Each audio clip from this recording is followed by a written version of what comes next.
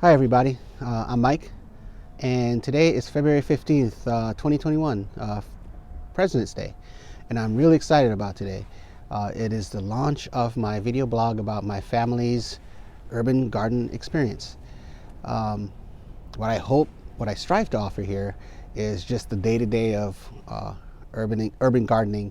Probably as a we're not novices, we're not experts. We've been doing it for a little while, but we're still learning a lot. We still make a lot of mistakes, really, and we continue to make them. But hopefully, we can share that in this channel, and along with sharing that, we can also maybe give you some good ideas on how to enjoy urban gardening. This channel, first and foremost, is just about the enjoyment of it all, but also about growth. Hopefully, both figuratively and literally. Hopefully, a lot of what we share, though, will lead to you coming up with interesting and enjoyable ideas and ways to begin to or continue to have your own urban gardening experience. Whether or not you're a beginner or you've been doing it for a while and you're just trying to figure out something new to do, or maybe ways to use more of your space. A little bit about me. Like I mentioned, my name is Mike. I've been married for about 25 years. I have a daughter. I live in San Diego, near downtown in the North Park, South Park area. And, I do have a day job. I work in computer security, which I enjoy. But of course, the other thing that I enjoy is urban gardening. I love having and maintaining a garden, and that includes a lot of different aspects of it, which I'll get into. I think one of the things I like about it is my family brings their individual strengths into the urban gardening experience. So not one person for us does everything, which is really helps. I enjoy building things, so you'll see some of the stuff I've built, like coops. I also enjoy taking care of animals, especially birds. You'll see some of those here. My wife, she also enjoys animals, but she really has that golden green thumb, and she can grow just about anything. I have tried to grow as best I could. I've even tried to grow what I would consider weeds, and edible weeds, and even the weeds would die on me. So so for me, I have a brown thumb, but Helen's the one with the green thumb, and we just really try to complement each other's strengths and use that in the gardening experience. I think anyone can have an urban garden. There are some factors, of course, that it will affect your experience with urban garden. One is size, right? So you usually want to know, like, how big can I get? How small? You want something bigger, maybe you want something smaller. So space, the amount of space you have is going to affect that. But if you have imagination and if you're willing to put the effort in, you can have more than what at least a horizontal space has to offer. So like in ours, we have limited horizontal space. It's really not that much. I haven't measured it. Maybe it's 200 square feet or something. I don't know, maybe less than that. But we don't really have a lot of horizontal space, so we've done some vertical space stuff. So like these two vertical garden planters that you see on the side, we have a bunch of those. We also have some more stuff for just growing the vertical gardening.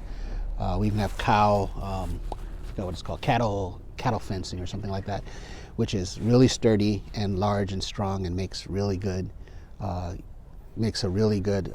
base for having like vines and things like that. But it's also pretty heavy and hard to work with. But we're again, it's having that imagination and saying, I want to do this. Let me find something that can help me do that. Another factor, of course, is the weather, right? The environment that you're in. So if you have seasons, here I can't really talk much to seasons because San Diego really just has two seasons, summer and basically like spring. So it never really gets that cold or really that hot.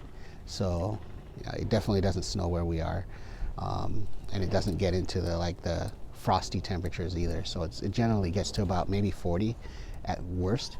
And then it just goes up from there, maybe to 100 or so. So that's pretty much the environment that I can talk to here. It doesn't rain all the time, so in San Diego, it's like it never rains in Southern California. That song. So we do have a system of watering here that we've put into place, and of course the sunlight is also a factor. So you have to choose your plants basically based on the soil, the water, the sun, things like that. Things that we can certainly talk about in the future.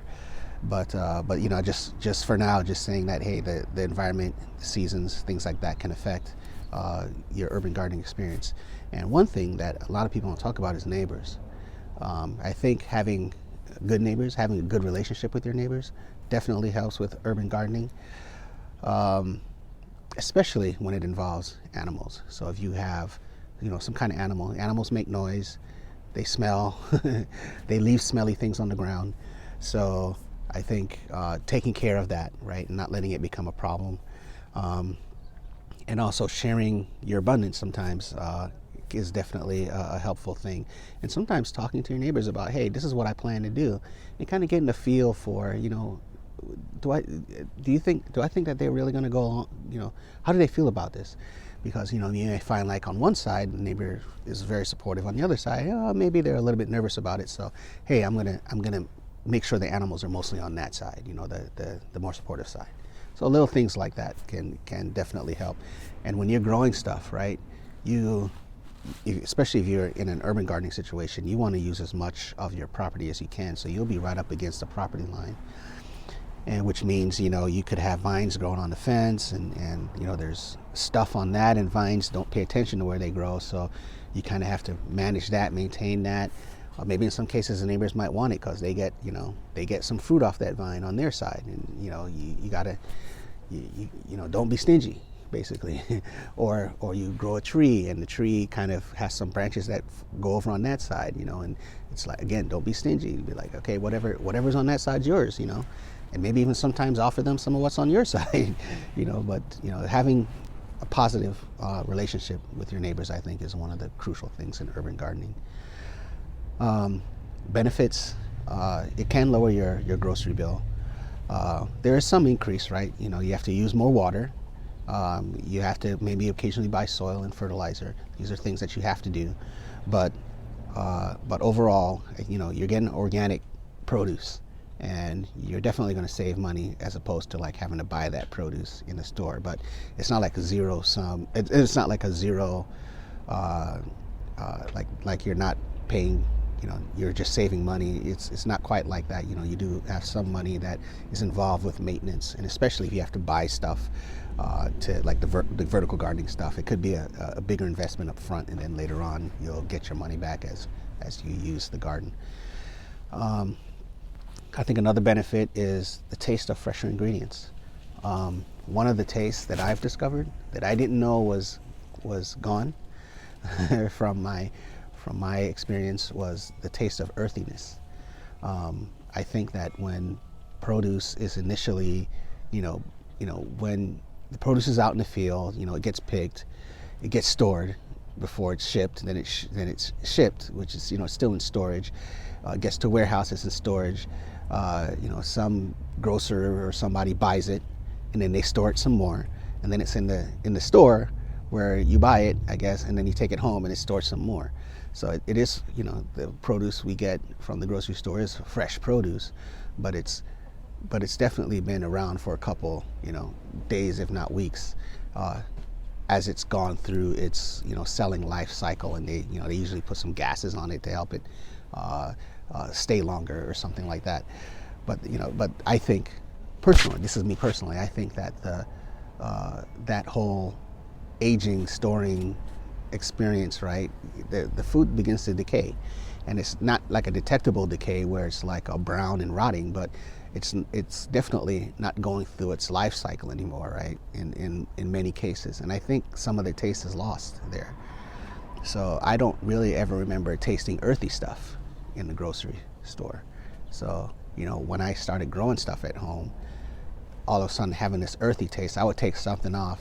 I want to have a salad for breakfast, so I go taking off some red leaf lettuce and some tomatoes and some other things. And I'm like, a lot of this tastes earthy. And it was like, to me, it was like the real taste of the thing. Like, that taste is gone. It's much more bland, maybe, and for lack of a better word, flavorless. When you buy it from a store, it could be just as juicy, right? And there's taste and flavor there.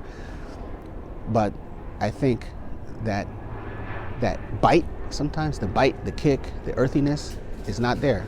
So, and it's not there because, like I said, it just may be the fact of the aging and the decaying process that even the fresh fruits go through. So that's part of what I enjoy. I sometimes tell my wife, hey, I feel like I'm tasting life itself. So it is definitely unique. I think there is sustainability advantages both locally and globally.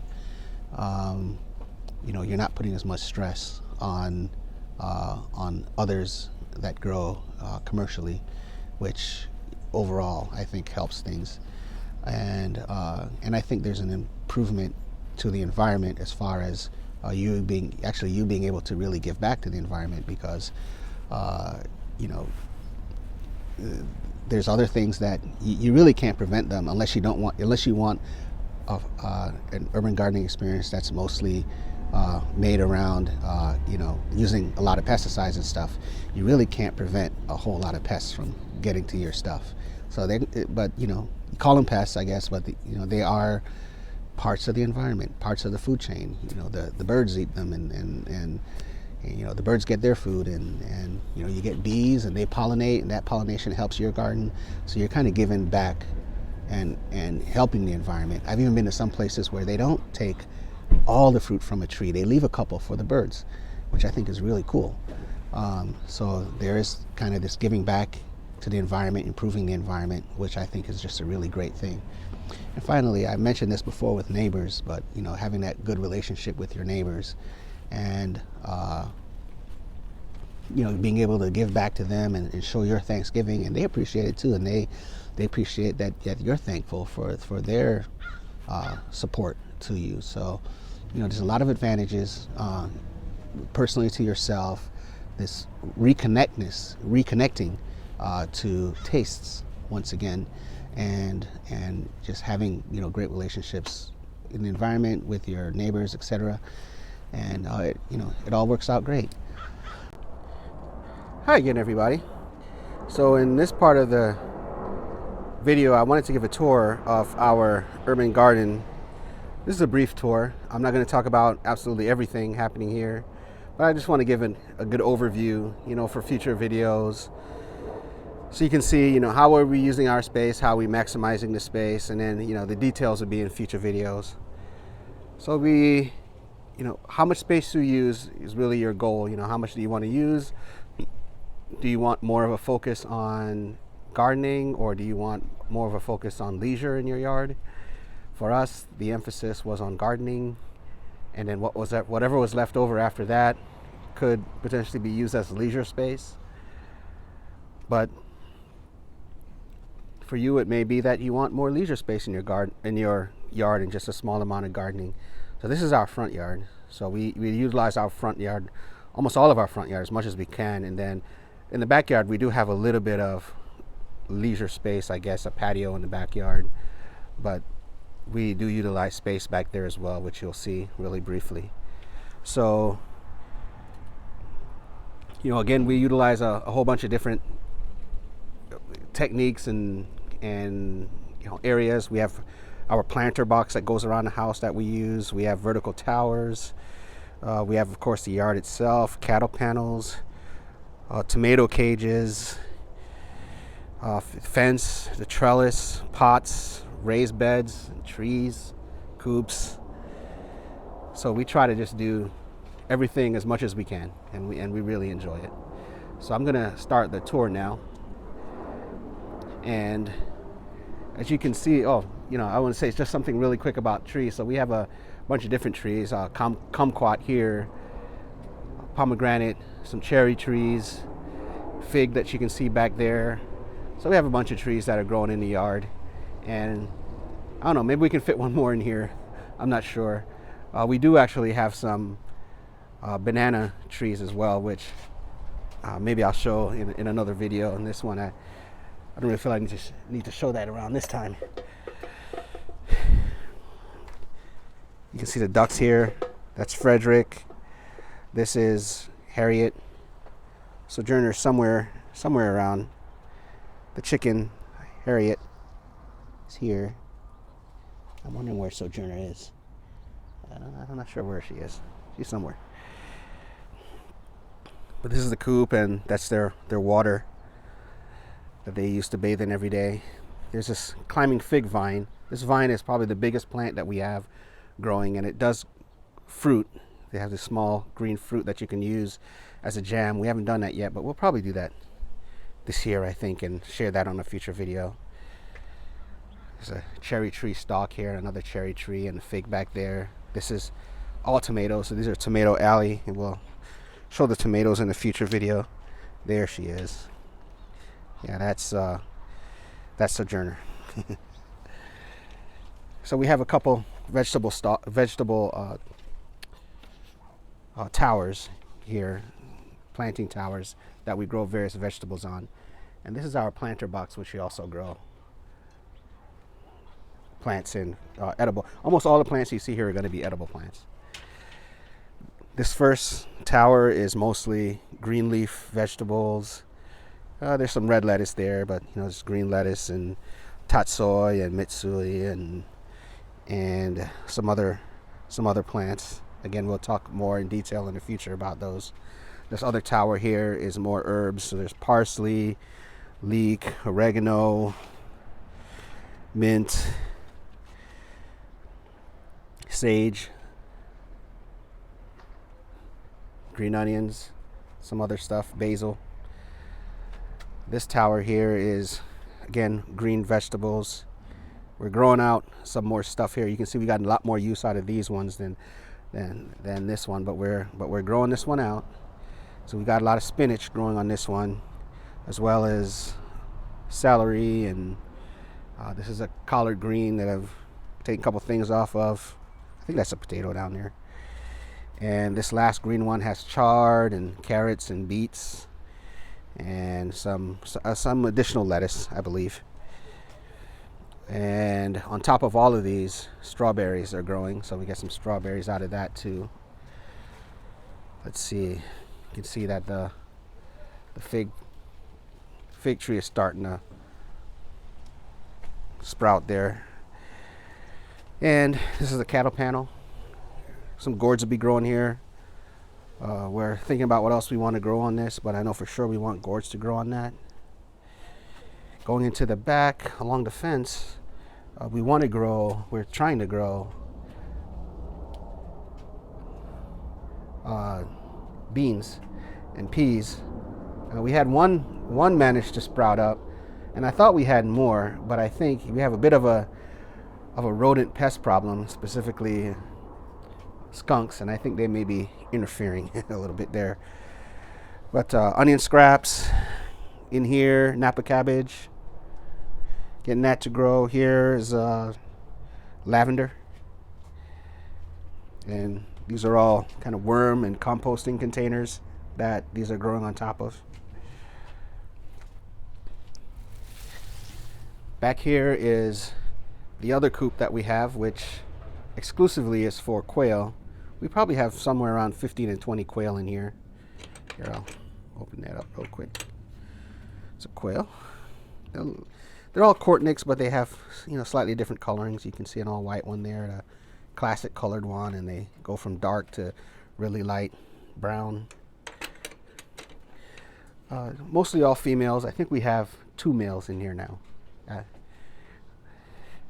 And let's see, they do give us eggs. They're giving us eggs right now. You can see the eggs right here. I have to say about the quail and the eggs that we tend to let the eggs sit for just a couple days, because when you boil eggs, the quail eggs, if they're very fresh, the shell doesn't come off right. It kind of sticks to the skin, and it just ruins the hard-boiled egg. Whereas if you wait a couple days and boil it, the shell just falls falls right off apart from the skin, and you get a nice round, nice looking boiled egg. So we wait a couple days before we pick the eggs up and put them in the container for collecting. Mostly bamboo up here, and down here we have some ginger growing. Some potatoes are growing in the back, but behind the ginger. But like I said, we have that, I think it's a skunk or something like that, that's taking up all the digging up stuff. So we got to figure out a way to deal with that. Yes, we're organic. We try to be organic. We don't use pesticides and stuff. We try to figure out natural ways of doing that, and I'll go into that too as in the future as we do videos. So this is a quick tour of our urban garden, and I hope you get some ideas or clues as to how much we enjoy it, because we definitely do, and we dedicate as much of the space as we can to urban gardening. This is another shot of that climbing fig vine that grows all around our whole house. So it's big. Here's the fruit. We use this, like I said, this fruit you can use for making jam. I think we're going to do that this year. We haven't done that yet. And you know, climbing fig, it does take a toll on your house. As you can see some of that, it really digs in and does a number on your house. It's something that you got to be sure you want. Of course, we didn't know, but hopefully, you know, sharing this stuff with you guys, you'll see that if you want a climbing fig, you really have to know that it's definitely a plant that can damage your house if you're not careful. Anyway, that's the tour, and again, I'll be doing future videos where I go more into depth into different aspects and just share my day-to-day, right? This is really just a day-to-day sharing. This is a challenge I had today. This is what I was able to do or not able to do, and this is what I ran into, the pest or whatever have you. And so I'll see you guys later. Like, share, subscribe, and I look forward to sharing more of this experience with you. Thank you very much. Bye-bye.